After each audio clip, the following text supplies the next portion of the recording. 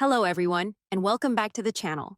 Today we're going to cover a quick and essential tip for managing your notes on your iPhone, especially if you're using iOS 18 and later versions.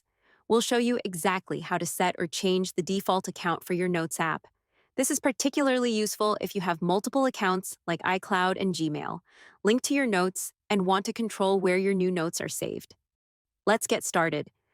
First, we need to open the Settings app. You can find it on your home screen or in your app library. Look for the gear icon and tap it to launch settings.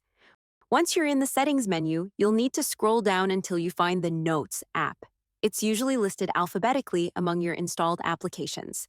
Keep scrolling, and when you see Notes, tap on it. Now, within the Notes settings, scroll down again. You'll find an option labeled Default Account. Tap on it. Here, you'll see a list of all the accounts linked to your Notes app.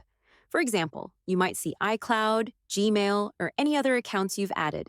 Simply tap on the account you want to set as the default. This is where all your new notes will be saved from now on. And that's it. You've successfully changed the default account for your Notes app on iOS 18. It's a simple process, but it can make a big difference in keeping your notes organized. If you found this video helpful, please give it a thumbs up and subscribe to help our channel grow. Also, don't forget to leave a comment below if you have any questions. Thanks for watching, and we'll see you in the next video.